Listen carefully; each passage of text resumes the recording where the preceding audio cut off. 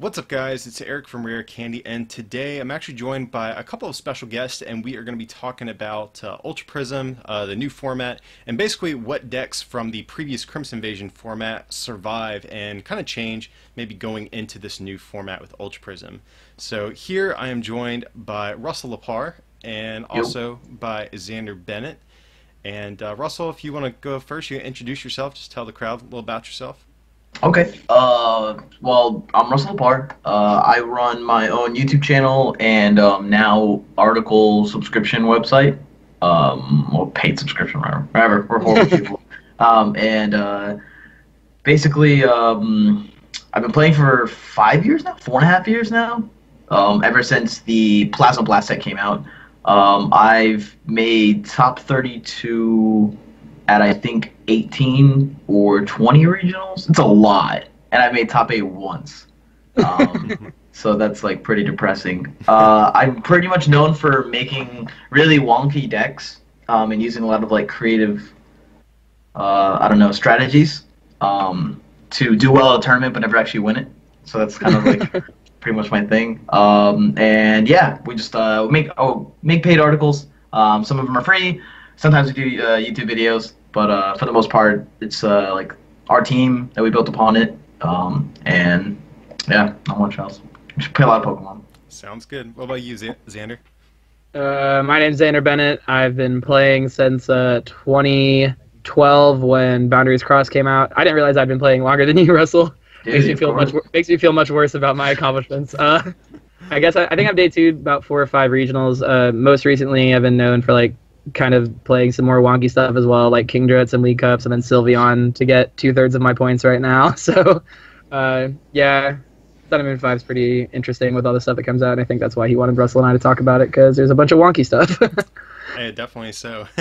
Good. But yeah, we've been covering a lot of new decks and all that type of stuff from Ultra Prism. But it's time to talk about some of the old decks we can't forget about. There's still plenty of other good stuff in the current format that players should still have their eye on going into Ultra Prism. So basically, we're just going to kind of run through each archetype that previously saw play and see how it might change or how it gets affected by Ultra Prism.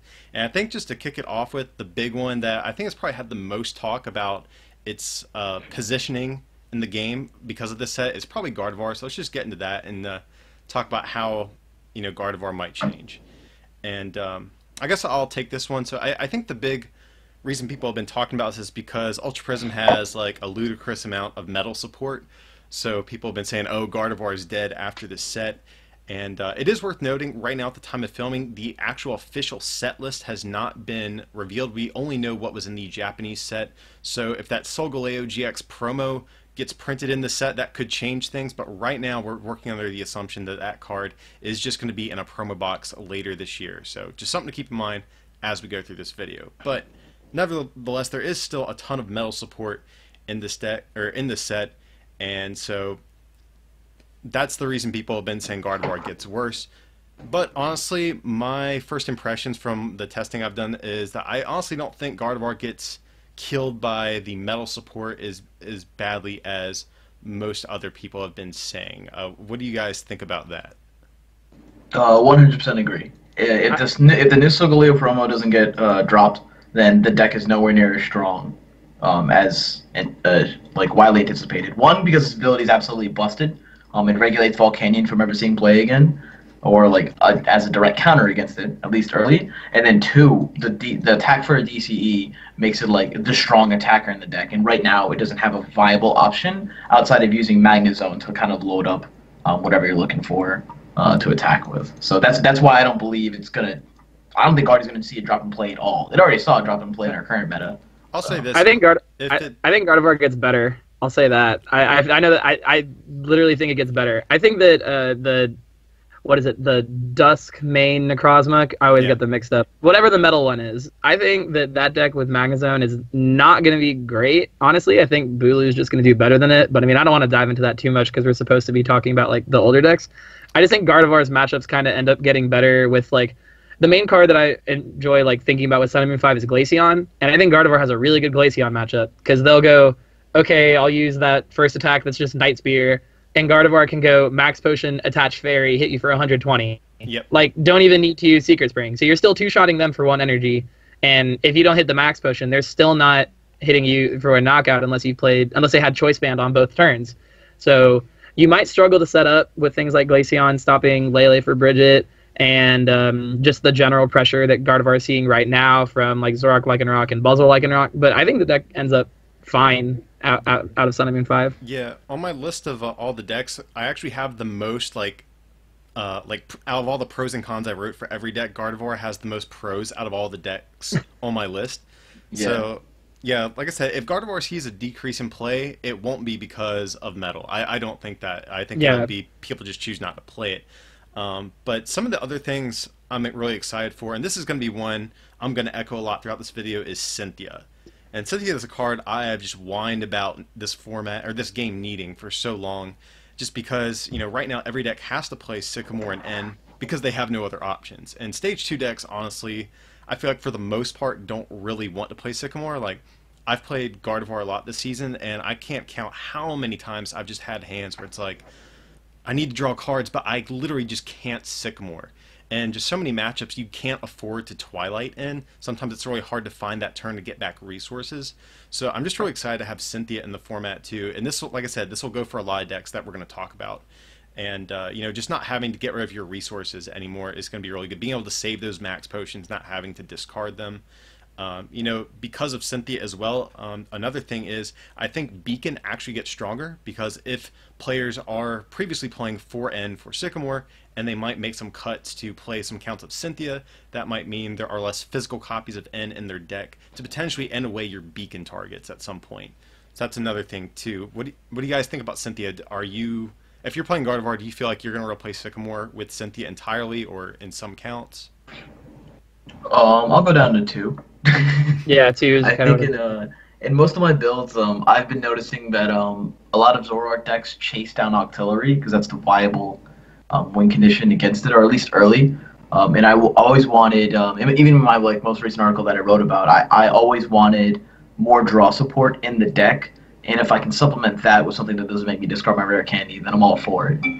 So like we might even get to the point where I'm gonna be like, oh, I'll do like 3 Cynthia, even 4 Cynthia, but at least have 2 Sycamore. And I might cut down on N in the Gardevoir deck. I've noticed a lot of times, like, I find more value in Cynthia in the hands where my opponent's dead drawing, and I'm like, I can't Sycamore this hand, and I don't want to end because I don't want to help you, right? And that's where Cynthia's going to shine. I think that's where we're going to see more of the happiness coming from.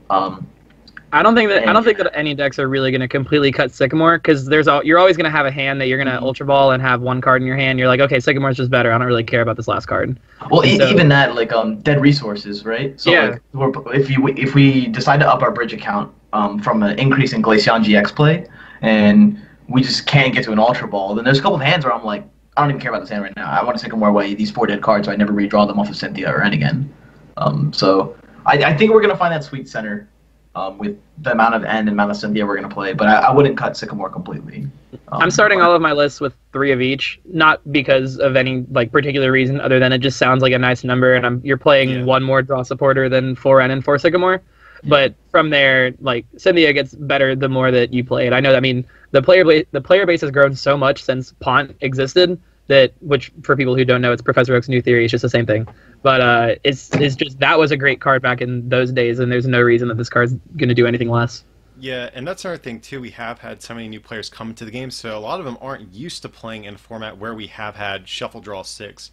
And I think previously, all of your basic decks still maxed out Sycamore just because there's not many moving pieces, but you know, even back then, a lot of Evolution Rare Candy-based decks literally played no Juniper. They just played 4N, 4 Pont, and maybe some Twins or something. So I've been experimenting around with actually some lists that play 0 Sycamore, but then I still have other ones that obviously still play a couple copies. And it's just, I think, something that people are going to have to play around with for a while because just for so long we've had 4N, 4 Sycamore, or those 2 at least have been the primary sources of draw. I think it will take people a little bit of time to find that perfect sweet spot for a lot of decks, but I think Gardevoir definitely really gains from that. And I guess I think its positioning in the metagame actually might get a little bit better as well, because we were talking about metal is kind of hyped coming into this set, and so you might potentially see an uptick in Volcanion just as maybe some people's natural response to that, which if that's the case, that obviously bodes well for Gardevoir since it's traditionally had like a good Volk matchup. So I feel like just in general, I feel like Gardevoir is kind of like an underrated deck coming into this format, and I actually still really, really like it. Is there anything else from the set that you think really impacts, how it's played or anything like that, though? I mean, I know people have talked about using Cyrus with Vulpix, which just sounds bad but hilarious. I hadn't thought about that. That is kind of funny. Yeah. You can use Cyrus with Vulpix, and you can use Cyrus with Octillery. That's true. That's true. Do I think it's good? Not at all, but it's funny. I'd argue if you have to have like Octillery in the active, then you're doing something wrong anyways. Yeah. But yeah, Russ, what about you? Any other final thoughts for Gardevoir?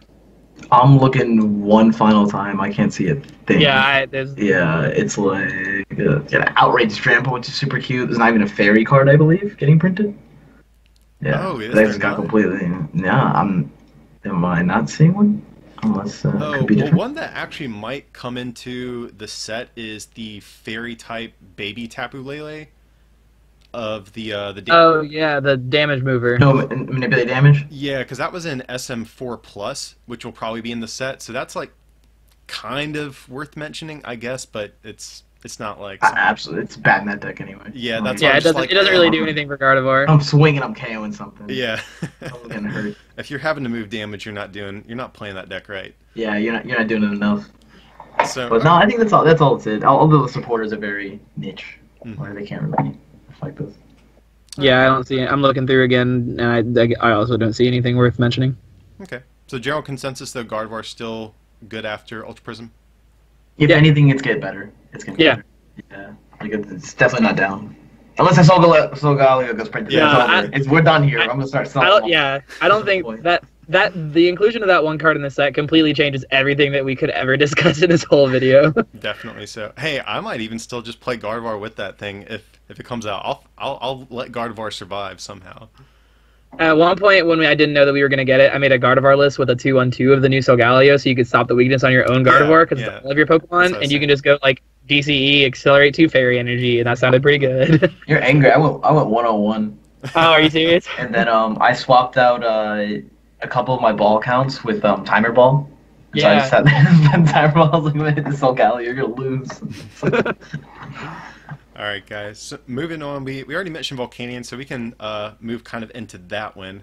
And like I said, I think that might be a deck that some people might gravitate towards just because it's been kind of actually picking up steam recently as far as League Cup results have been going anyways, but moving into Ultra Prism with Metal on the rise, that might maybe convince some players to stick to Volcanion. Looking through the set, though, I really didn't see any cards that I think really make like Volcanion busted, but okay, I You see get Xander. Cyrus. Volcanion is dual type, so you can play Cyrus with Volcanion active, which is Oh, okay. super relevant. Fair Yeah. enough. Like, I forget about that's the dual type. Yeah. That's the deck that it matters in. Like, I've been sitting here like, is Volcanion second typing ever gonna matter? And so you can like the deck just doesn't really need to like play draw supporters after turn like 4 or 5 because you're normally playing Guzma and just like switching around Volcanions. And you can at one point go against like a Zoroark Lycanroc and just go, okay, Cyrus away, like your whole board. And I think Cyrus is a card that I slept on at first, and my opinions are still wavering, but it is immediately going into my first list. Yeah. No, I don't understand you can sleep on it, man. Like, so, like, we're in a Zoroark-filled meta. Everyone's bench is huge, right? And if I Cyrus you, are you not going to keep your double Zoroark? You see what I'm saying? And then, Yeah. like, what if you go Cyrus knockout, and their board's 1? You know? Their board's 1-1, and you're like, oh, okay, go ahead, do your thing. Especially with the way, like, we're still not used to playing against Cyrus, and people might not have the time to test against it, right? So they're sitting there and they're like making their deck list, or they'll copy paste whatever they see online, and they're like, oh, I'm supposed to bridge for all this on turn 1, and go 5 bench easy, and you're like Cyrus, and they're like, oh, now I have to go back and get them all, you know? Yeah. That's actually a good point too. Yeah, just like basically forcing someone to have like another Bridget or something like that to get set up sometimes can be really powerful. Yeah, and I mean, imagine Play Cyrus versus Gardevoir, where their board is 2 Gardevoirs and Octillery and just like probably a Lele and something else. Like you might be able to shove away Octillery, Curlia, and a Lele, and that's really good. Yeah, it's super strong. At the same time, we can also use Staryu and Starmie if you don't have a Volcanion EX. Oh, that's that's dirty. Yeah, Staryu, Cyrus. Yeah, and sometimes Volk players play Octillery as well, so I guess you do actually have like a decent amount of water targets. That seems neat. I know some... You get sloshed by Glaceon and Gardevoir, but the deck is still good versus everything else. Yeah. Another thing too is I know a lot of Volcanion players have been like maxing out copies of Guzma, and this is actually something I want to try out going forward in a lot of decks, like decks that play like a 4th Guzma or like play a very aggressive amount of these non-draw based supporters. I almost kind of like want to cut one and make that a Pal Pad, because it's not even a card that you usually want to see on the first turn anyways. That's something I want to try out, so like you can try that in Volcanion, but I guess now that you mentioned Cyrus, that's like the only real card I could see doing anything. I mean, Pop-Out's a little bit. Go ahead. Pop-Out's a little bit weird because we have no clue how it's going to work out, because when Pop-Out was printed, you just wouldn't even need it because Versus Seeker came out 2 sets later. Yeah. And so the card was bad before, and then immediately you're just like, okay, well, there's no reason for me to ever play this. I'll just play Versus Seeker. So now with puzzles, I can see Pop-Out being really good because you can turn your second puzzle into like later on 2 trades and abilities to get up with Lele, and I think it's a solid card now. Like the card was never bad, it just wasn't the right time, and I feel like this is a better time for Palpads. I played Palpad in Flygon. Yeah, you did. With Nationals, yeah, I slaughtered kids. I was like, oh, all 6N? Are you kidding me? They're gonna lose. But Xander, you're not playing puzzles in Volcanion though. No, not in Volcanion. Yeah. I'm just saying like in general, talking about like Palpad, because we kind of diverted for a second. But I guess like as far as its positioning in the metagame goes, like do you think it takes a hit, or do you think it kind of stagnates? What are you thinking? I think it gets worse. I mean, honestly, I might give too much respect to the community for looking at Metal and being like, all right, this isn't even good. We should stop this, right? Yeah.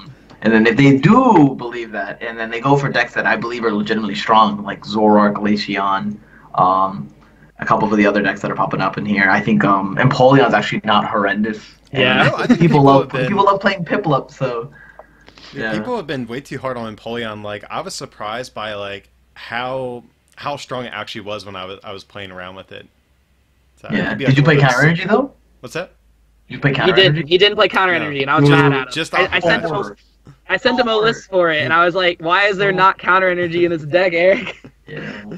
It didn't need it, but I mean, if you play like backup attacker, like random backup attackers like Kabalion or Sudowoodo or something, then Counter Energy. It's not even that. They're just always gonna kill a Piplup. Yeah, they take out your initial picks, Piplup, whatever you're hitting with, and then your instant Counter Energy knockout, and then the following turn the Counter Energy turns into a basic energy. Then you touch a water and you're good. Yeah. You're chilling. I guess. I mean, it doesn't seem bad. Like I never had a problem getting energy on Empoleon, but I'm down to try it at least though. It's just less cards you have to run, because I remember you ran like 8 water and aqua patches, and you can just get away with running like 4 water and maybe 4 counter and 4 water isn't correct, but like you run less cards that way. Yeah, I could see that. Saves you deck space. Where were we? We were talking about Volcanion. Yeah, I think Volcanion is I feel like that's the determining factor for how good Volcanion is just gonna be how much Glaceon is around you. Yeah, same thing. Also, like Volcanion could potentially maybe be like a half decent play at like one of the first events. If again, okay, we're assuming that people just think Metal's good and play it. Honestly, I don't think Metal is great, but I could see how a lot of people would think that. So you can maybe get yourself like through the first couple rounds of like a regional or something by just playing against like the bad Metal decks. Yeah. But and it's still an okay deck against a lot of other things too. But it just seems kind of okay. It doesn't really change like a whole lot after Ultra Prism, I feel like. I agree. I never liked the deck to begin with. Yeah. I think it's childish. I don't like Steamo. Yeah, I don't like basic decks. I refuse to play them. I'll lose before I play an all basic deck. I go back and forth. I've played everything from Volcanion to Sylveon to random stage 2 decks this season. So there's a very diverse area here. If it doesn't have rare candy, I ain't playing that, boys. Gotta go with that. But, okay, so that's Volk. I guess we'll switch up. Let's talk about some grass. So we have Golisopod variants, which have, kind of, I think, been making kind of I want to say like a comeback in recent weeks ever since Memphis, I feel like I've seen a lot more of it. Um, I don't know why. I feel like a couple weeks went by where not many people were playing it, but it seems like a lot more people have been gravitating towards it lately. And going into Ultra Prism, though, I have a couple of notes written down. Overall, I think it's another deck that just initially I feel like doesn't change like drastically. But a couple cards of interest that I saw were Palpad, just because a lot of Golisopod decks played like an obnoxious count of Acerolas. So I feel like you can cut one for a Palpad and basically net two more, or whatever supporter you want. I have Dawnwing's Necrozma GX written down, which might be a little bit... That's the big one. Yeah, a little bit risky. It's weak to dark, but it definitely makes sense with Golisopod. And then also Unit Energy, have that one written down as well, the Grass, Water, Fire one. In the past, we've seen players play things like Tapu Bulu GX, and if they want to do weird things like that, they do have access to Unit Energy. Not a big deal, but it's just something worth mentioning. But I think out of all those, Palpad and Dawnwing's Necrozma are probably the more notable cards that the deck could potentially gain. What do you think, Rush? You've been a little quiet over there. I don't think anything changes for it. I think that Unit Energy is meh. Palpad, I would just puzzle. Like, why would I just puzzle in the scenario? I feel like if you fit that space in, you'd rather fit in a tech attacker for the turn. Unit Energy, I guess it is meh. It is meh. Yeah. And then Dustmane Necrozma, like they're in the Zoroark GX decks, like Dawnwings, Dawnwings, yeah. It's I said Dust Dustwings. Like It's Dustwings, I don't Dustmane even know. and Dawnwings. Okay. If they're not playing the Zoroark Russian, which I think some decks are actually cutting now, then I don't see much value in them playing the Dawnwings Necrozma to pop in and out.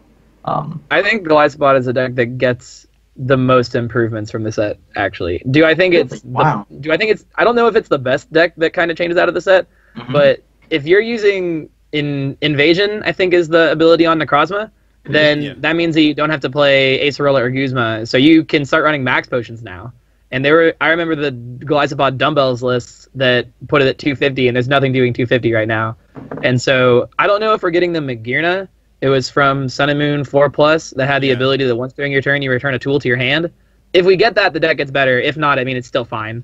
But there's nothing really hitting 250. And versus Zoroark variants, if you bench the Necrozma, two things happen. It's either they kill it and they take 2 prizes and they're not attacking to your Golisopod, or you still play 4 Guzma and 4 Acerola and you get the job done. Like, you're still just going back and forth in the 2-shot war. I think Zoroark Golisopod gets worse a little bit because of Glaceon and just kind of like how the other matchups stagger up in the field. But I think that Golisopod Zoroark, like notably in that order, can kind of come back. Like back kind of how we're playing like the 2/2, or even just no Zoroark at all and just play the Necrozma with 4 floatstones and enhanced samples and stuff. Well, I feel like if you're playing the Zoroark variant, you'd probably just play the stand-in one, but I feel like we might, like kind of what you're saying with like dumbbells and stuff, you might see more of the straight Golisopod type of variant, the more streamlined version, maybe come back around because you can abuse Dawnwings. But again, if you're playing Zoroark, I feel like it just makes more sense to do the stand-in one. That's my knee-jerk reaction, at least. If you're playing Zoroark, you're barely attacking with Golisopod anyway. So if you're attacking with Golisopod, you probably played an Acerola or a Guzma to even use it. So you're not really focusing on it. I feel like when you're trying to attack with the Golisopod every turn, the problem that deck had is that if you missed a Guzma or an Acerola or a Floatstone, you're just a bad deck. Like any turn of the game, playing Golisopod, that can happen. It's kind of the risk that you play, but you're a super good deck if you get it every time. And I think Necrozma just solves a lot of your problems, even with a Zoroark-filled meta. That's interesting, because I think like the issue I have with the Golisopod decks are like the damage that that the Golly takes after it enters play, or damage that gets done to the bench Wimpod is more impactful than the Russian retreat effect that's happening to it, right? So like the reason you go for the Guzma off of early is you're controlling the targets that you're taking out and cutting off their potential attackers in the future, which is why it's so like prevalent against like taking out Rockruffs and then absorbs a Zoroark attack. Yeah. You need to ace roll the damage. The retreating and getting back into it is never the problem, at least not in my eyes. And if you watch the way like Zol was playing the finals, most of the flow stones went onto the actual Golly itself because you don't get any value of the 30 damage now of anything you touch, unless you're going for a GX attack against a Lele, but that's a game finisher, right? And so that's why I feel like it just doesn't do much. I was like, oh, that's cute. But in what scenario wouldn't I just want to go for like a trade or play the other stand-in one, or just get to my Acerola or Guzma in this spot here. That's what I thought it was meh. Like when we first went. I feel like the difference is that you can play the whole game with one Golisopod now. The problem that Golisopod have is that if they put a Golisopod in play and your opponent went Guzma or Bloodthirsty Eyes your Wimpod and you didn't get another one down, you were screwed. There was just like you were in a super bad spot. Like you could crossing cut out of it, but you're having a tough time no matter what. And I feel like now when you can just go have a Golisopod active, Invasion Retreat, Max Potion Attach or whatever, which I think if you're playing the Necrozma, you're playing Max Potions. I'm just going to assume that's kind of a package. Then you don't really need to worry about the second Wimpod getting targeted. I feel like it's good insurance in the late game too, because I feel like that's always been a deck that can really get hurt hard by like late game ends. It's because they'll have like a Golisopod active, they'll have swung, then you'll end them to like 2 cards, and they're like, oh, okay, I have to do 30 this turn. Like stuff like that. So it is good insurance in the late game against end, but maybe there's the argument that maybe Oranguru is just better, or Zoroark if you're playing a Zoroark variant. But I mean, it's honestly something I haven't tested in Golisopod, but I mean, on paper it looks like it makes sense at least. So it looks like free 2 prizes for me. That's all I'm looking at. That's a Zoroark meat. Yeah, like, I mean everything plays Zoroark, and it should because the card's busted, right? Yeah, Zoroark's insanely good. There's nothing wrong with that. Prizes against me. I have a hard enough time trying to kill your Zoroark, right? When it's like Golly Zoro versus a Lycanroc Zoro. So I don't know. I don't see much value in it. We should move on though. We're talking about it. So. Yeah, fair enough. So overall, though, what would you guys say about Golisopod? Do you think it, gets better, worse, kind of stays the same? Stays the same, but staying the same means it's good. Yes. Yeah, I think the deck gets better, but I don't know if its position in the meta gets better. If that makes sense. Like the list as a whole improved, but I don't know if I'm any more willing to play it for an event. Fair enough. All right, so next up we have, speaking of Zoroark, Zoroark Lycanroc, or we can expand that to maybe Zoroark variants in general, but I think mainly Zoroark Lycanroc has been the big one that people have been, messing with. So, hey, don't sleep on Zoroark Glaceon. That's a story for another time, though. Zoroark Glaceon's insane. Yeah, we can touch on that at some point too. I don't mind. Maybe at the end of this little segment. So Zoroark Lycanroc, I mean, just looking over the set, it still looks really good. Like I didn't see. I mean, Glaceon's the big thing that could potentially like cause that an annoyance for that deck, just because everything in your deck is a GX with an ability. But other than that, man, I gotta say the deck still looks good. I mean, Cynthia's coming out, but I mean, of course, every deck gets that.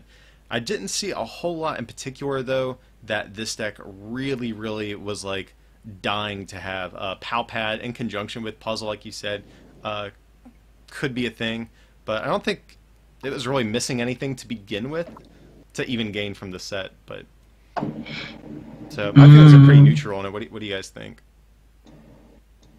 In terms of what it gets, or it's an improvement, or its position in the meta and everything. Because I personally think that we're going to see a lot of Decidueye Leafeon decks, because Granbloom is just insane, right? And the answer that it always had before to Zoroark Decidueye was Lycanroc could one-shot Zoroark, and then you can Zoroark 2-hit KO all the Decidueye on the bench. But now they take a whole new level of aggression. Now that Leafeon GX can go for a turn 220 against a Lycanroc, and that means that they can overextend their bench and then play against your dangerous row by targeting down your Lycanroc earlier than they could before. Because right now, if you touch a grass energy to a Decidueye, it's going to Guzma and smack in the mouth, right? But as of right now, they're just like, oh, I'm going to turn 1 attach Granbloom, turn all my boys into either Zoroark, depending on, I don't know, kind of build how you can fit all that in it, or you can turn them on to Dartrix, and then it's just like, oh, I'm going to start sniping down your actives, make a huge Espeon and EX play on that one, and then Lycanroc can get taken out early with an efficient attacker. That's something I want to be in the active. So that's why I think that it might see a little bit less play, but that's only if people are actually going to play the Decidueye Leafeon. And that's pretty much the only thing that can affect it. I can't see much other grass really like bringing it down. The fighting attackers are very meh. Hey, we got Grass Rotom. Hey. Yeah, Grass Rotom's hilarious. How much does the Garchomp hit for? The one that's the fighting. The fighting one, it does 60. Then its second attack is 80 plus 80 more if they're EX. EX, not a GX. Very not important. a GX. All right, yeah, then we're chilling. Yeah. Yeah. That's But fine. it's still a knockout with a choice band. But I don't think lists are going to be playing 2 of the fighting old Garchomp, so I don't think that's something you really need to worry about. Yeah. Maybe 1. Yeah.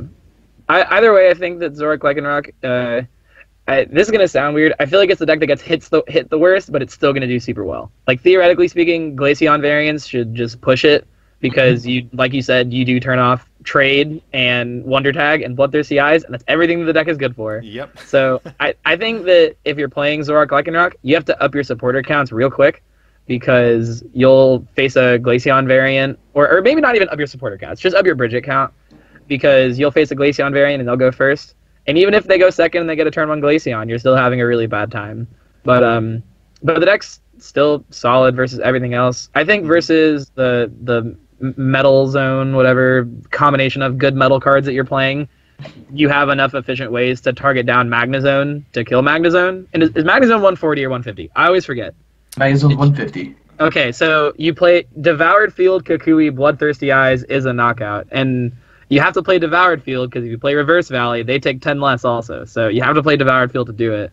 But I feel like you can just kind of kill the Magnemites and stuff fast enough that it's not really a problem. And anyone who played Blastoise years ago will remember, like, you play Skyla for Blastoise and you don't really do much on that turn, or either way, if you get like Rare Candy Blastoise, Juniper, you could still whiff an energy and just not be able to do anything. And I think those are kind of the problems that the new Magnezone deck is going to have, so I don't think that the Zoroark Lycanroc list should be worried about that. Well, that deck also doesn't even have Beach, so that's another reason why it's not that good, I don't think. You just don't have any of the reasons why Blastoise works. I mean, even though they can theoretically knock you out in 1 hit, you're just so much faster and more consistent. Like, I've built that deck like probably like 3 different ways now at this point, and it's just a little clunky, man. It's like a less consistent Bulu from my experience, which that's definitely not good. So yeah, I really don't think you have too much to worry about. Like Russ said, if Leafeon gets big, I could see that being an annoyance, but other than that, I mean, the deck still seems good. Like I said, I don't think it really gains anything as far as like the list goes or anything like that. Nothing really groundbreaking I can see, but the deck still looks to be pretty good, but it might just be, like you said, how much Leafeon are we really expecting to see come up? I mean, do you guys still think it's going to be good going into this new format, though? Oh, you mean like would I personally choose to play it? Yeah, do you think it's still a decent into an unknown regional? St. Louis, I think, is the regionals.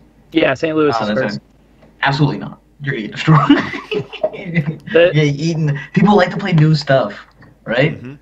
Like they see Glaceon, they're like, "Yup, we're in there." Even if I do bad, I don't care, right? And then when it top 32s, like one of them makes top 32, people lose their mind. What's the list? Like throwing stuff, right? So they're gonna be playing it, and they're gonna want to use Glaceon, and it's just so annoying.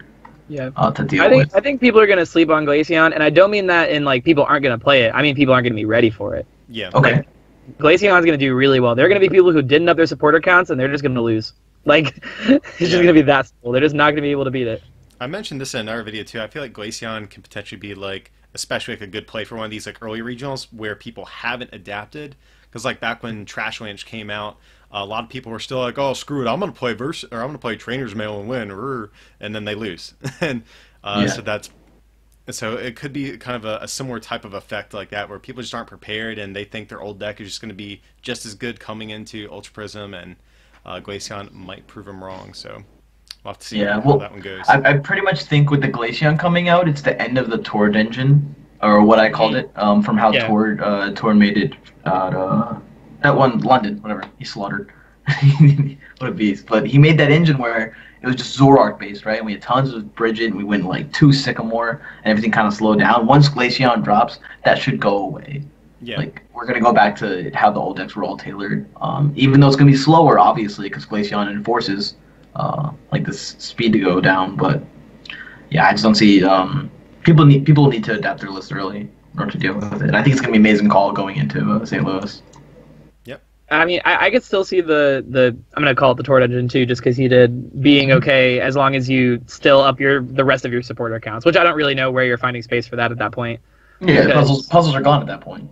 Yeah, and now why am I playing luxury Zoroark? card that puzzle. hammers probably. Yeah. Yeah, but I mean, Glaceon's good. I mean, even if you're ready for it, it's still a good deck that you're facing. That's the kind of problem that I see with it, is that you're still getting two-shot, and their math is just pretty good. So then they Cyrus you. Like, come Yeah. on, man. Like, you're going all this hard stuff, and they're like, bam, Cyrus you. Like, please, let me bring it in. And normally, like, a lot of decks, like, don't mind shuffling in things like Lele's and stuff like that, but especially in the case of, like, Glaceon, they're like, well, I guess I have to put dumb stuff like Lele's back into my deck because I need all of my real Pokemon, but now I have this, like, dead card in my deck, essentially. Yeah. Well, even when, like, honestly, Cyrus is Parallel City in supporter form, where you're just like, all right, what are you keeping, dog? And now it's 2 instead of 3? Ugh. Parallel City was good enough before when you go Parallel City knockout. Yeah, that was disgusting. Now it's like, all right, 1-1. So we got a little detoured again, but getting back on track. Speaking of water Pokemon, we'll keep with that theme. We'll talk about Greninja next. Man, you're the expert of segues. I know, man. You haven't missed a good segue yet. That's why I make the big bucks on YouTube, right? There you go. Just kidding. YouTube does not pay very well at all. But It's getting lower by the day. yeah, if anything, it's getting worse. But so Greninja though, this is a deck that, like, I've told this story, I feel like a bunch on my channel, but it's one of those decks where a big amount of time will go by and I won't play Greninja, and I'll be like, oh, why don't I play Greninja? Like, on paper, it usually has really decent like positioning in the metagame, and then I'll pick it up and it just plays how Greninja plays. I'm like, oh, okay, that's why I don't play Greninja for so long. But I actually do think it does get a little bit better in Ultra Prism. So I remember we used to, whenever we were talking about rotation, we'd say that every deck gets Greninja hands now, which was just saying, like, you don't have the draw engine to just completely be a consistent deck every time. So we just call it Greninja hands. With Cynthia, Greninja might not even get Greninja hands anymore. Does it make it better? I don't know. But you have outs to possibly 4 more draw supporters in your deck. I don't think you're going to play 12 between N Sycamore and Cynthia, but you definitely get to make your list at least slightly more consistent and maybe not have to worry about running things like the Lele, which is it's a liability, to be honest. But yeah, Cynthia is a card I've been really missing from Greninja for so long. I remember when Greninja first came out, I was even saying, you know, I really like the deck, but I just hate that I have to play Sycamore in it, just because there's nothing else good, and it's basically a stage 3, so you essentially always have moving pieces in your hand. I mean, unless you get like those turns where you can magically play your hand down to like 1 or 2 cards. But just generally speaking, I've always hated having to run Sycamore in Greninja. I think Cynthia just is it just helps that so much, and being able to play, you know, maybe not 12 supporters like you said, but maybe just play like cut your Lele and just maybe play like 10 or something like that. Seems pretty good to me on paper.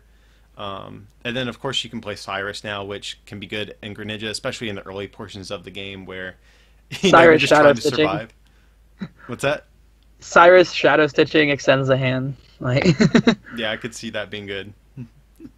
Now I don't think it really gains too many like attackers or anything like that, or like other like really key support Pokemon. But just I think Greninja will run smoother going into this new format, though. What do you think, Russ? I always thought Greninja was a deck for cheaters. To be completely honest, I never liked the consistency of it. It only like recently did well because of Zhao Zhao, and he has a stigma from his last DQ and now Infinite Ban. So I don't know. I don't think like Cynthia is an answer to what the deck has problems with, and that's prizing Frogadier, opening a Lone Froakie. Like, all right, you open Lone Froakie and you're like, oh, Cynthia instead of N now. Oh, that feels great. And then now I'm going to draw into my N instead of the basic Pokemon that I need to not get donked, right? And then I don't know. I just don't like it. I've never liked Greninja to begin with. I always respected it as as a deck once it got set up, but that'll never happen for me. Like, I struggle setting up with like Turbo Dark. What am I supposed to do with this?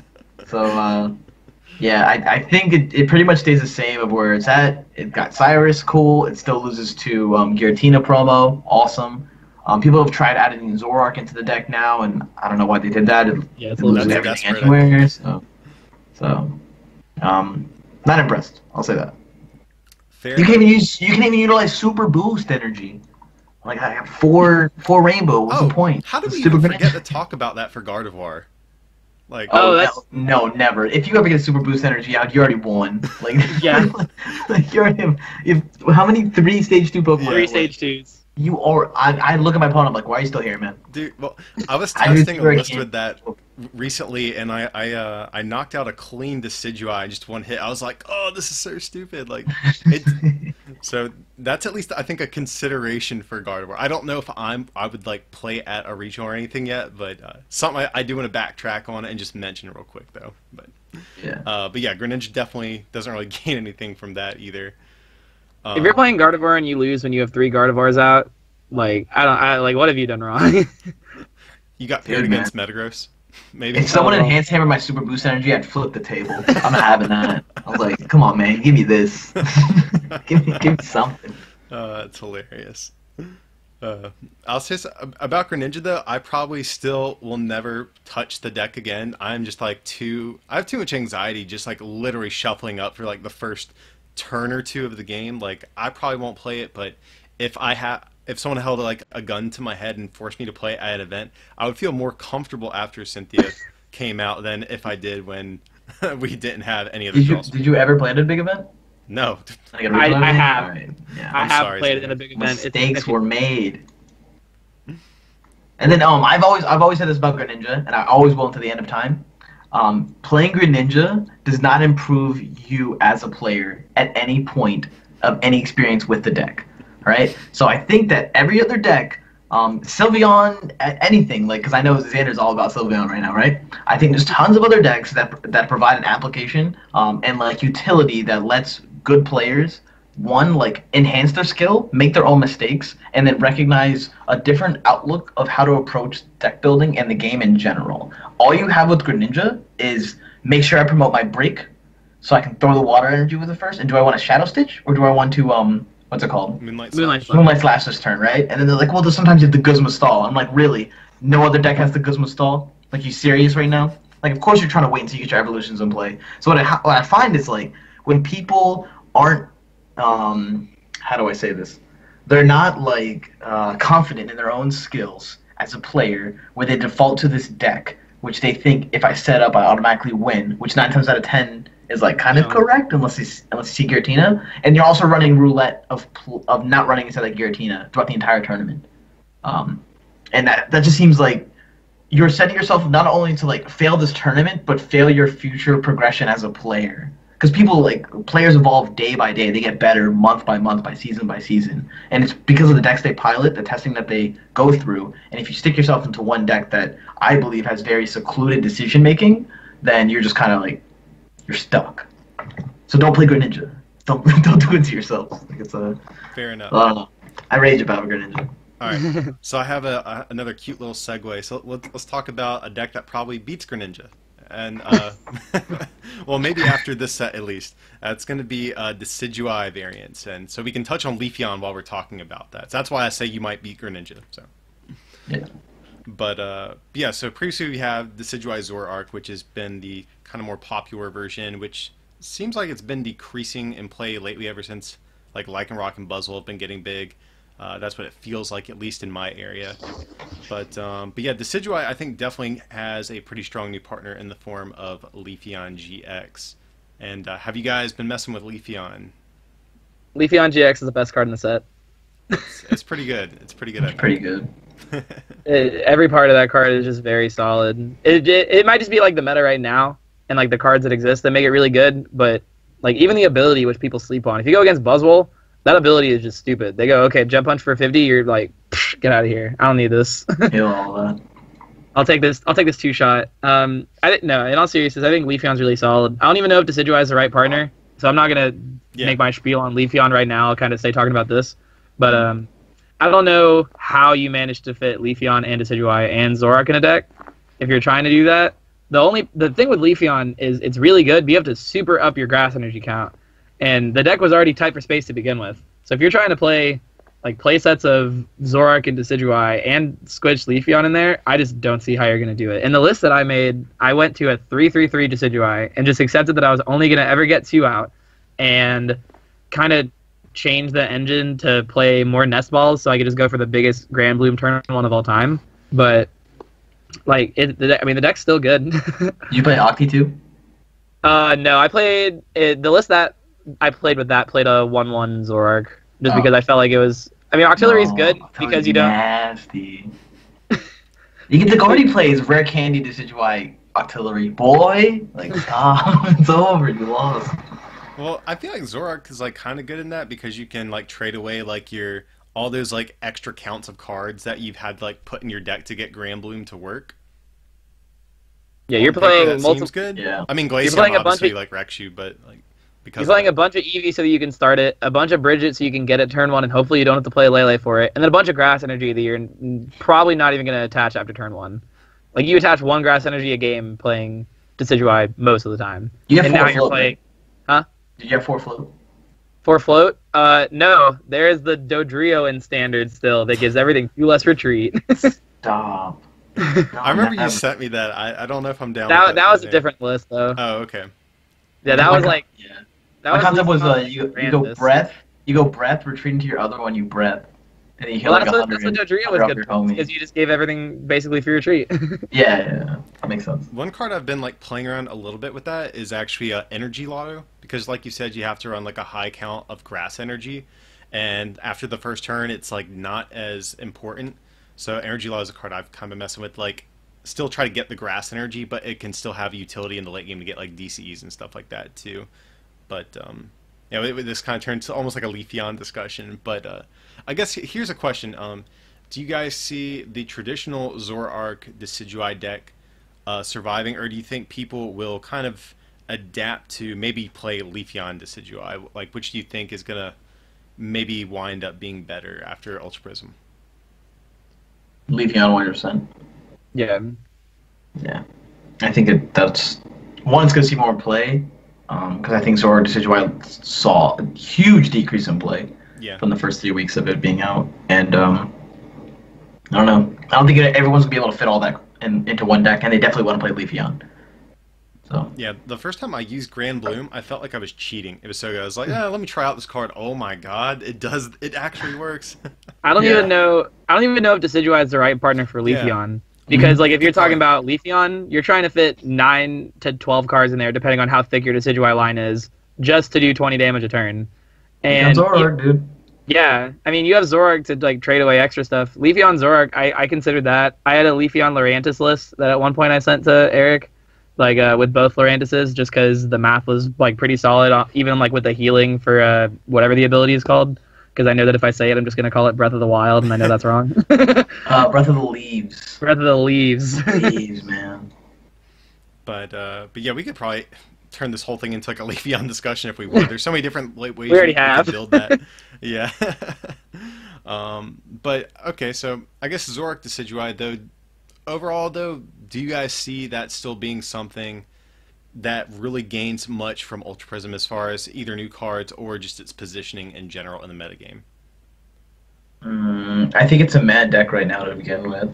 Yeah, I don't think it's a great deck right now, and I don't think it gets any better. Same. Yeah. Like, it just kind of stays down. Yeah, I'd agree. I'd say if it does make a resurgence, I think it would be in like the Leafeon type of version. I definitely think that would be the most popular initially. Whether that ends up being the best way to play Decidueye going forward, or even the best way to play Leafeon, like we mentioned, that kind of remains to be seen. But I think that will at least be popular. But again, whether it's good or not, that kind of remains to be seen still. The only other card I can think of that's noteworthy is, of course, Cynthia, which is good for every deck, but especially Stage 2 decks, just because you don't have to Sycamore away rare candies as much and stuff like that. But I don't think that one card will be enough to, I guess, restore Zoroark Decidueye, like the old variant, to being like a relevant deck again. So I mean, if you're playing Leafeon, you don't even care about discarding stuff, because in a decent world, you're saying Grand Bloom by turn 2, so you're putting in Dartrix to play. So you're probably not even playing Rare Candy anymore. So you can just throw away whatever you want. Yeah. And kind of how we were saying, you're playing a bunch of dead cards after the first few turns because you're trying to get off a big Grand Bloom. Just throw it all away. Mm-hmm. All right, so next up, let's talk about Buzzwole, or Buzzwole variants. We've had Buzzwole Lycanroc, and then even in the past week or so, I've seen a couple people popping up at Cups playing Buzzwole Garbodor, which I thought people forgot about at this point. So Buzzwole going into this new format has been pretty good, but that's another card I feel like gains very little in terms of groundbreaking new cards for it. Is there anything that I'm missing? I think one of you guys had the set list pulled up, but I couldn't think of anything in particular that deck really was like begging to have prior to Ultra Prism. It gets nothing. I don't think it gains anything, but I do think it gets better. I would be more likely to play Buzzwole Lycanroc in a tournament than I would be Zoroark Lycanroc, just kind of with how I think things will shake out. Because it's more Glaceon proof. I could see it is definitely more Glaceon proof, and that's kind of one thing that I like about it. But also, I mean, like the deck's still really solid around the board. If Guardy gets bigger, I think your Gardevoir matchup is just better than Zoroark Lycanroc. I don't think that the Magnezone deck is going to really matter whatsoever, but just being able to Bloodthirsty Eyes the Magnezone and kill it, I don't think they're going to be able to get out of the second one, and then even then be able to do much. And Buzzwole's just still really good. It's a card that people really underrated. There's just a bunch of really strong aspects about it, and I don't see it getting any worse. I kind of agree with that. I think it kind of stagnates. Do you guys still see Buzzwole Lycanroc being the most popular variant or best variant, or do you think Buzzwole Garb, which has been kind of seeing an uptick in play recently, do you think that kind of takes its spot as like the preferred Buzzwole variant? I don't believe the Garbodor variant is ever going to take like the stronghold, because I think that the Lycanroc variant is much more consistent, and then you get a better, in my opinion, you get a better mid-game control off of Lycanroc's Bloodthirsty Eyes in the current format than you do off of Garbotoxin, if that makes any sense at all. Like, I feel like when I play Garbotoxin, my opponent always has Field Blower, or they always have the double puzzle to get the Field Blower, and I'd rather just play aggressive. Mm-hmm. I think that's what's best about Buzzwole anyways, is how aggressive it can be, so... The games that you go against Buzzwole and they go Bloodthirsty Eyes Absorption GX on turn 2, you feel really bad. Yeah, like it's not even fair. it's super dumb. Like all they have to do it is hit one elixir and a switching method, which is pretty easy for that deck, considering Brooklet Hill just makes the whole deck work, and that's still going to be good. There's nothing that makes that worse.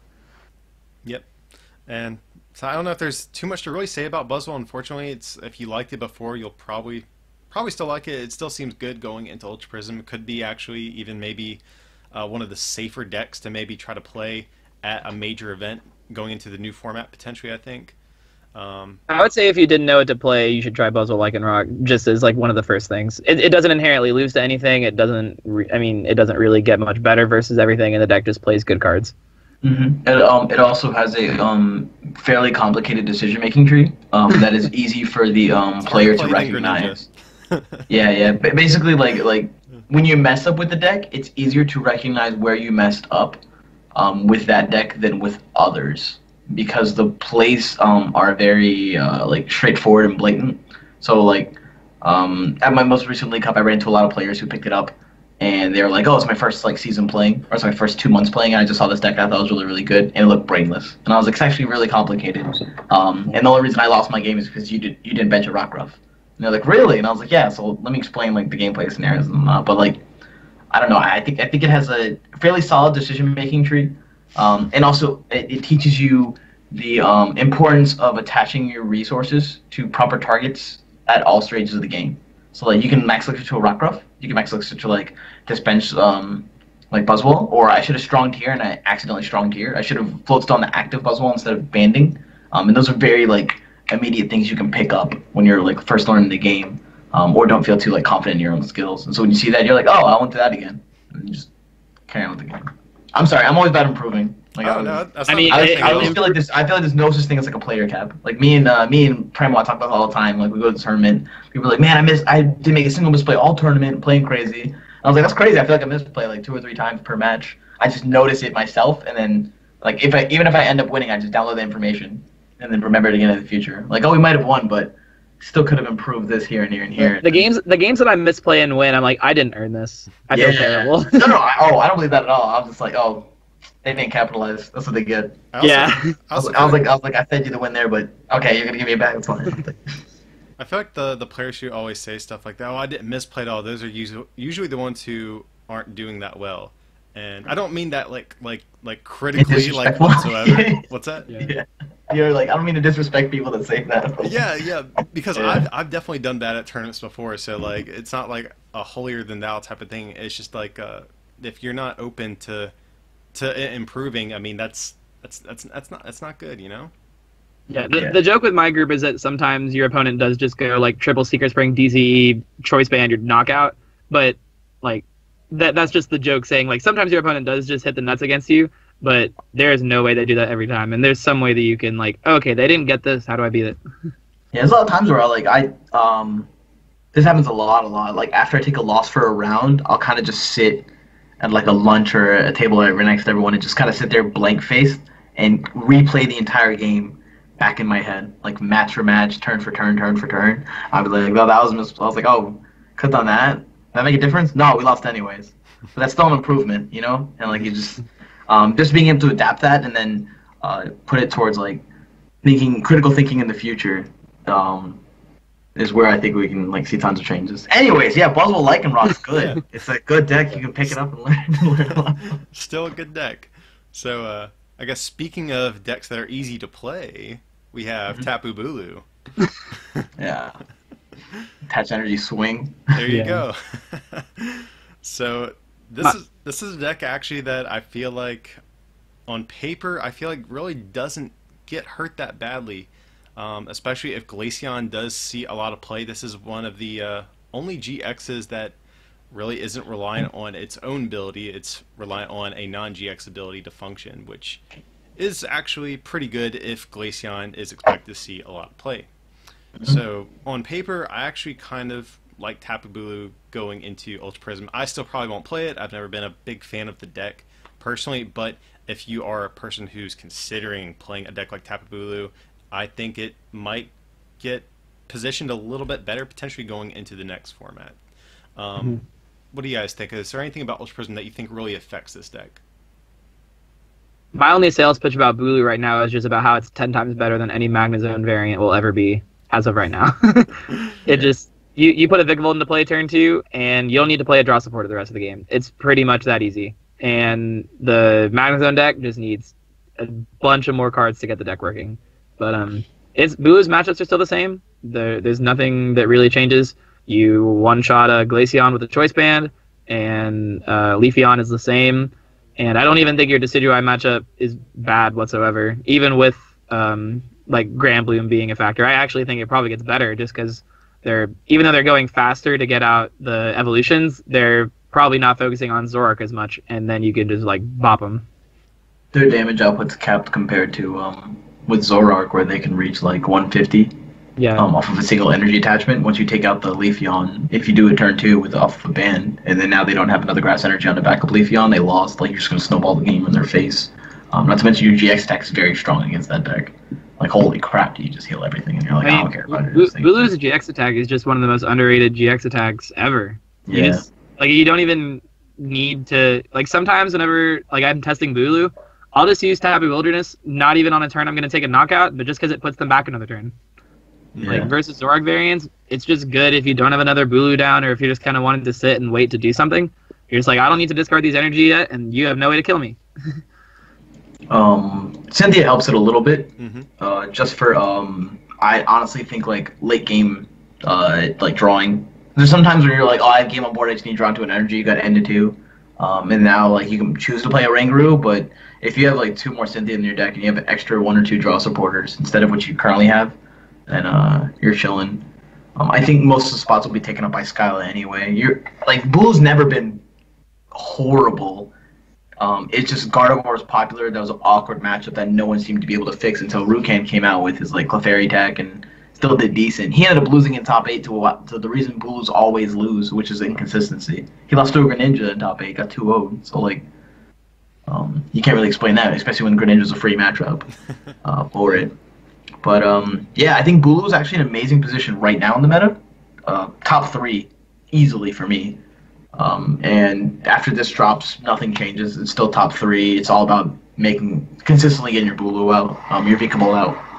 And if you can do that, then you're gonna run over people. Bulu doesn't even have a weakness, so it's not even like they can print a card that makes you scared. of anything in the game. So Galio can drop, and I'll be like, sweet, now Guardy's out of the format, and I can just run everyone over with this. Yeah, so. Yeah, I think this is actually another one of those decks, kind of like Buzzwole Lycanroc, where if you're going into this, uncharted territory and you're one of the first major Ultra Prism events, I think this is another one of those decks that if you're very undecided about what's going to see play, I think this would be a nice, kind of safe choice, especially since Guardy, just in general, has been declining in play, and I think initially the metal support from Ultra Prism will scare off some people from playing Guardy, even though, like I said, I don't think metal is that great from this set. But I think just without knowing the format, I think some people might be a little scared of that someone else figured out metal and made it good, which means Tapu Bulu is definitely better if it doesn't have to play against as much Guardy. So yeah. So again, not a deck I personally would play. It's not I've never really enjoyed it, but it's definitely, I think, in a good spot though going into this next format. Yeah, my problem with Bulu is just its linearness, but that's just like the thing that's stopping me from playing it instead of the thing that's stopping me from respecting it. Like, that deck is insane. Yeah. It's really player ego instead of actual utility. And I say that myself because I don't like Bulu, because I'm not going to play it. Too simple. But in terms of like a deck strength, I think we all three of us recognize what it does. But never would you ever play that and do a tournament, because come on, have some respect for yourself. Well, okay, so that's Bulu. That's actually the last of all of the major decks that I think that have been performing well and people have been anxious to probably hear about. Are there any maybe pet decks or maybe like more roguish things that you think maybe are on the rise from Ultra Prism? What do you got, Xander? Because I got some fire, dude. I got some fire. The list that I have on my phone are just the craziest things right now. I mean, Sylveon doesn't get any worse because Metal's not a good deck, so throw that aside. I don't really care, and that's kind of my one sentence for Sylveon. But I have some faith in Empoleon. I like where Golisopod is. Leafeon's kind of the biggest thing that I'm toying with right now, just like kind of trying to figure out like what's the best partner for Leafeon. And I think the answer is just going to be I'm going to let someone else figure it out, and I'm just going to test other decks. But I think the card that's going to impact the metagame the most is like the whatever deck ends up running Glaceon to its best like efficiency. Is it like 4/4 Glaceon? Is it Glaceon with Zoroark? Is it Glaceon with like Ninetales and Zoroark? Kind of like we had it figured out. But I think that's the card that I think is going to be the most interesting to kind of figure out where its home is. Solid. I could say that. As far as like I guess more weirder things, like one deck that gets a little bit of a boost that I kind of want to mess around with is Solgaleo GX, just because you have the new Prism Star. I don't know if it's like if it really makes a big difference, but it definitely seems. I mean, that deck still has its same awkward, difficulty to close out a game in the late game, but I think that is a card worth messing around with in there. So I'll probably mess around with that at some point. I'll give you guys my St. Louis play, because literally no one's gonna believe me or like play it anywhere or whatever. It's Lunala with the Prism Star? Yeah, Prism Star Lunala with the Dawn Wings Necrozma and then the Mewtwo GX from Shining Legends. So basically, like, you just run Elixir, it's heavy Psychic Pressure, and then you're not weak to Dark because you're playing Mewtwo. And then you get free wins of all the Buzzwole environments, and you have a very isolated deck. And so once, like, you get this gigantic Mewtwo GX in their mouth, and you, like, beating all their faces off with them, and then once they KO that, you bring up Prism, and then you pop Prism onto two more GXs on your bench. And then if they're not playing against the Crosman one, then you don't have to run into that. And then issues I was having with Mewtwo before is I would Guzma and I have to have immediate Float Stone in order to get to the original Mewtwo I was attacking with. And now that you can run the Dustin, you can just Float Stone, Guzma, retreat out, and like do some other cute plays with it. So I think people sleeping on that Prism Star more than like they should actually give it credit for. And with everyone just running like anti-this, anti-that, and no one running any Psychic variants, because I don't think anyone should be playing Psychic right now, then Lunala is like come up on the sneak. So I'm really excited to play that. I feel the Mewtwo GX is super slept on. Psychic Strike for 200 damage with 3 Psychic Energy is insane. And I didn't notice it till I was playing against it. I was playing Guardy, and I was like, I actually might lose this. And then I made one Guardy, and then he lost, and I was like, oh, it's only because he made his own Garbodor, and then I end him to 2, and I'd sit there and like make this ridiculously strong comeback. But with Cynthia and everything regulated in the tournament, I don't know, man. I think Mewtwo Lunala is gonna be insane. I kind of want to try out Silvally Metal again with Solgaleo Prism, not because I think that the deck is gonna get broken because of the one card, but just because I think it's like the deck kind of needed a little bit more like oomph behind it, and Solgaleo Prism might be enough. But other than that, I'm really not too overwhelmed by any of the Prisms, really, except Cyrus. I do want to try out Garchomp Lucario. I don't think it's gonna be great. Russell's kind of he's on that hype train, but Which one? For Garchomp. Yeah, Garchomp Lucario is gonna be good. Easily. Yeah, I mean, I think it's gonna be good. Do I think it's gonna be great? I don't know. I feel like it needs a lot, but you're not a believer, man. Get away. Are you using Quick Dive enough? I know you guys are complaining about the energy attachment. Quick Dive's busted. Like you have to set up your future KOs. You can't just sit here and Champions Blade everyone's face every turn. You gotta. I literally don't even know what that attack does. Is that a Lucario's attack? 50. Huh? 50 to a bench. Choose one of your opponent's Pokemon, deal 50 to it. It's Ice Blade. Yeah. Who has it? Is that Lucario's attack? No, it's Garchomp. Garchomp, dude. He has another attack. Oh, it's Garchomp's. Oh, the first attack. Right, yeah. It's free retreat, too. Yeah. A free retreat stage 2, you can't disrespect that, man. Dude, I was saying this on Twitter the other day. I was really having my fingers crossed that with all these alternate types that are being printed in SM5+, I really hope we get alternate fighting type Garchomp. That'd be so stupid good. That'd be insane. That's what I'm waiting on. Then I will definitely be a believer no matter what. But right now, it's like an okay deck for me. It has like a stupid good mid game, I feel like. But just like once you get Lucario up and running, like especially if you get two of them, it's so dumb. Computer search twice every turn. Yeah, no big deal. Especially if you do run the puzzles, you basically have access to any two cards in your deck or discard at any time in the game. It's really good. But like I feel like you just lose to decks that play any copies of E-Hammer. Just like it's just like a big tempo swing getting your energy knocked off, I feel like. Just believe in your Garchomp. You got the spice, man. I need to net deck you, Russ. You need to win something that way I can steal your Garchomp list. That's fine. I mean, I want the deck to be cool just because it's kind of unique. It's the only deck that, like, when was the last time we had a card explicitly reference another card that wasn't like a plus or a mine? And it's kind of cool that we see a Lucario that's like, if you have explicitly a Garchomp in play, get a card. That's really good. And, I mean, decks that don't play Enhanced Hammer will just get very punished by Super Boost if you can kind of get that engine out there. But I think it's neat. I wouldn't play it myself, but I'd be very excited to see someone else play it. Yeah, I'm kind of in the same boat as you too, Zander, how you said you're still messing around with Leafeon. Like, that's, like, I guess definitely a deck that's, like, up and coming. But there's so many different ways I want to try that out. Like, do you guys have any cute Leafeon ideas you want to put out there that you've been messing around with lately? Honestly, I've been happy over Lunala and Glaceon. Like, I can't I'm so surprised you said Lunala. I was thinking, is he trying to troll me? Is he, like, doing the played all EX thing where you can ask Zander. I come up with like insane ideas. I mean, I just play Wobbuffet Gardevoir. Like, can you explain that? People are just like, what the heck is this? You just play stall cards. So the Leafeon list that I was thinking about with Lurantis that I mentioned for 5 seconds, I just didn't want to run double colorless energy. I feel like double colorless energy are 4 cards in your opening hand that aren't grass. So I was like, what's the best way to run Leafeon without double colorless? Because like you want double colorless for the attack on Leafeon. It's really good. And so the natural partner was using Lurantis, which was really good because you have really cool math with the Breath of the Leaves, notably not wild, to like heal back and forth on your Leafeons once you get it set up. And it's really easy to go turn 1 Grand Bloom into turn 2 Flower Supply and just kind of set up your rest of your Leafeons for the rest of the game. I don't know if it's going to be good because I've been kind of testing more Dallas stuff, but I mean, I love Sun and Moon 5 a lot, so I've been making lists for it even along the side. Definitely so. Well, I guess to wrap up though, guys, what would you say the deck that improves the most and what gets hit the most going into Ultra Prism format? Hit the most is definitely Lycanroc. Zoroark. Yeah, the Glaceon just destroying it is really crazy.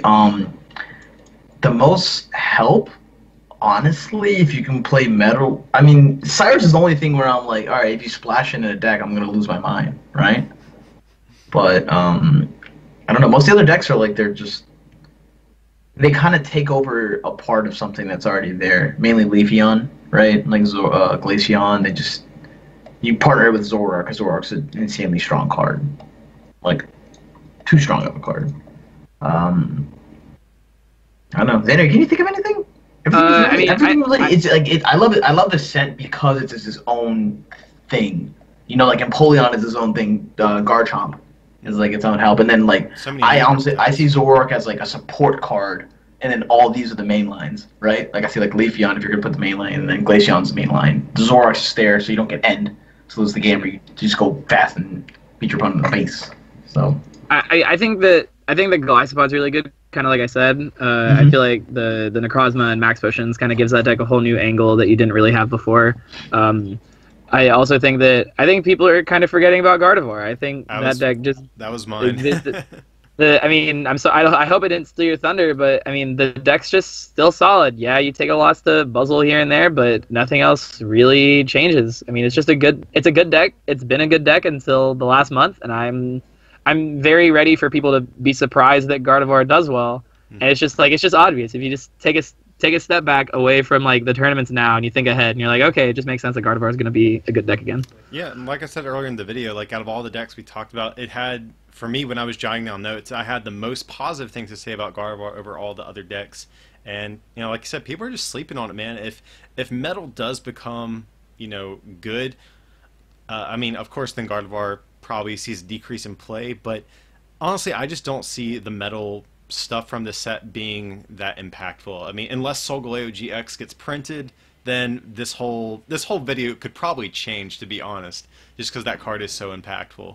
But no, like I said, I think Gardevoir is still probably my favorite deck in the format, at least from my like early testing with some of the older decks, at least.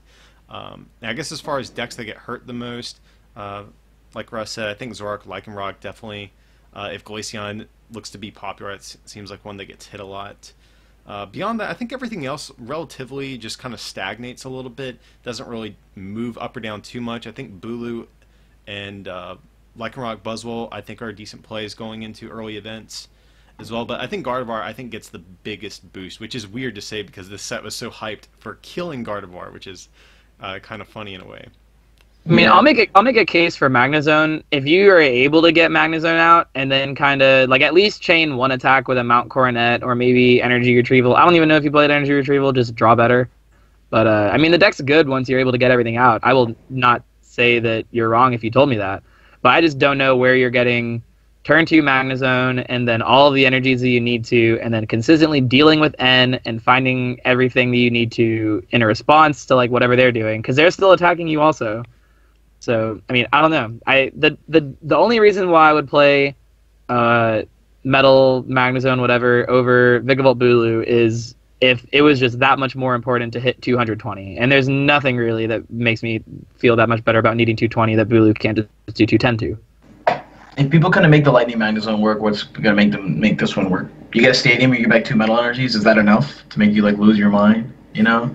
I mean, it's good. I mean, it's good, but, like... Yeah, the stadium is good. The stadium is good. The stadium's fine, but come on now. Here's the question: have either of you guys tried out like the more Max Elixir based version of the deck and like just forgoing Magnezone entirely? Because that is one thing we haven't really like mentioned too much. I think there is some potential for something like that to emerge as well. I mean, I think the most potential out of the new Necrozma is playing it and expand it with Bronzong, and that's about it. Yeah. Fair enough. Discarding 3 energies is really, really taxing. And like I said, I'd rather Max Elixir to a Mewtwo GX. Man, that's harsh when people are picking Mewtwo GX over Necrozma GX. No, like think about it. It's weak to Psychic, which is huge, and then it's Psychic Strike. No regulation, 200 damage. Peace. Kill him. So what? So good. Is that's not the GX attack, is it? That's the second attack. The GX attack is 200 to anything. The second attack is anti-Trevenant.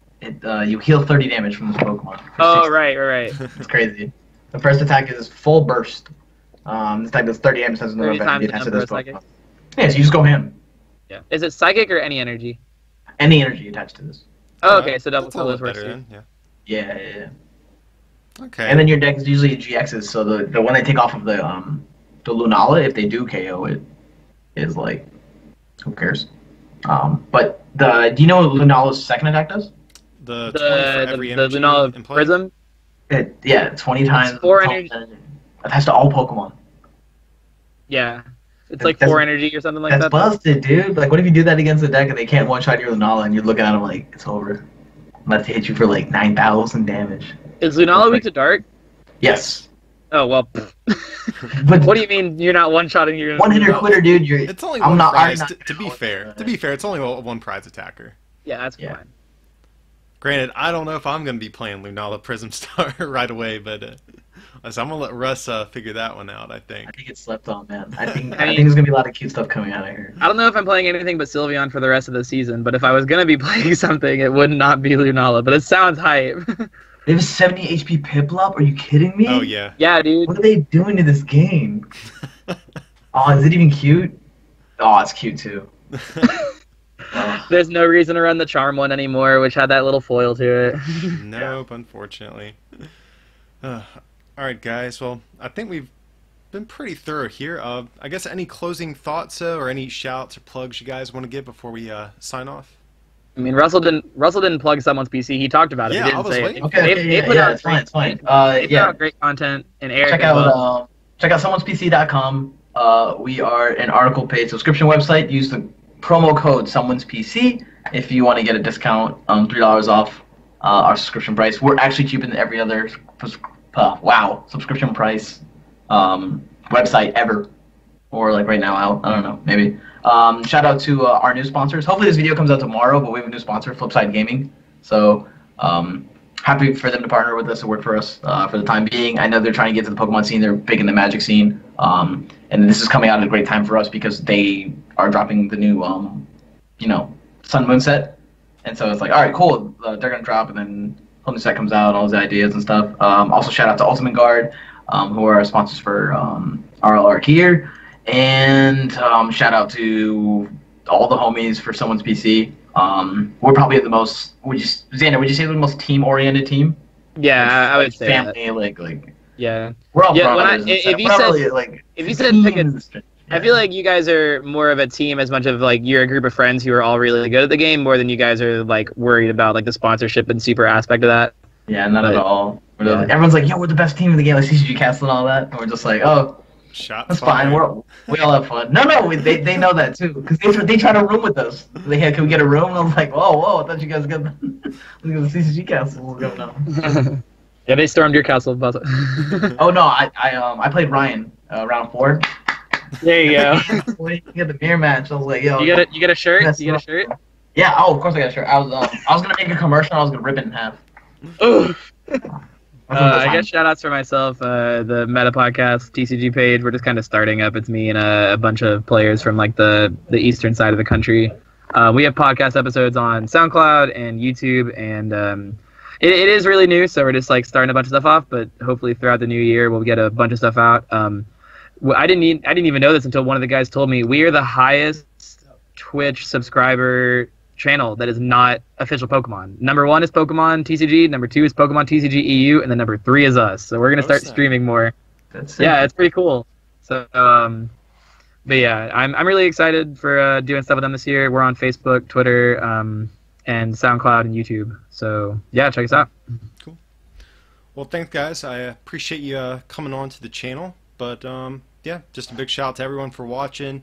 As usual, feel free to like and subscribe. And if you guys can support us by picking up something from our online store at rarecandytcg.com or by becoming a patron over at patreon.com/rarecandytcg, it would mean a lot. But with that, I appreciate you watching, and we'll see you for the next one.